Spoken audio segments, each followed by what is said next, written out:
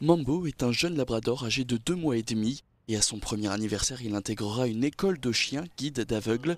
En attendant, il a été recueilli par Jean-Michel, il est ce que l'on appelle une famille d'accueil. C'est une étape obligatoire avant l'école pour ces futurs chiens guides d'aveugles. Et ces familles ont un rôle très précis dans l'éducation du chien en vue de son avenir. Alors c'est de le sociabiliser en fait. À la maison, c'est assis, couché, debout. C'est ne pas être dans la cuisine quand on mange ou quand on fait à manger. C'est ne pas aller dans les lits, dans les fauteuils. Enfin voilà, quand il y a des gens qui rentrent, éviter qu'ils sautent. Voilà, c'est les grosses. Il n'y a pas de salle de bain non plus. Donc c'est les gros facteurs non négociables, on va dire, de l'éducation. En 3 ans, Jean-Michel a accueilli 3 différents chiens chez lui. Pour l'aider dans les rudiments de l'éducation des chiots, des éducateurs les suivent et les rencontrent plusieurs fois par mois. Ah, j'ai rien à gagner. Moi, je fais ça parce que, en fait, je joins l'utile à l'agréable. J'aime les chiens.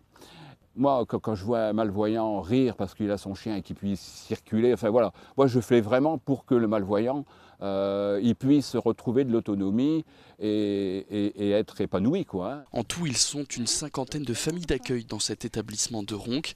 Une seule condition pour le devenir, avoir beaucoup de temps libre pour pouvoir suivre au plus près le chien et son éducation. Après 2 semaines chez Jean-Michel, les deux ont déjà l'air très complices. Mais le maître sait d'ores et déjà qu'il ne doit pas trop s'accrocher à l'animal, puisqu'il devra rendre son compagnon à son premier anniversaire. Ce qui est très important quand on est famille d'accueil, c'est que l'environnement familial, on ait les mêmes objectifs. Ça veut dire que par exemple, il ne mange que ses croquettes, il n'est pas question que les petits-enfants lui donnent, et donc on leur explique et ils comprennent très vite.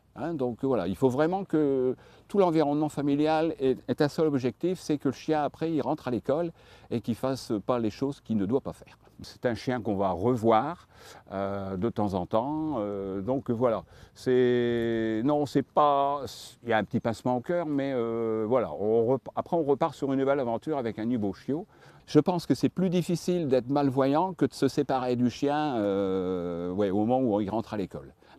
Et ensuite, c'est tellement beau de voir un malvoyant, la complicité qu'ils peuvent avoir avec le chien et puis toute autonomie, puisque souvent quand ils ont un chien, ils ressortent. Mambo devrait rester encore 9 mois aux côtés de Jean-Michel avant d'intégrer cette école de chiens guides d'aveugles.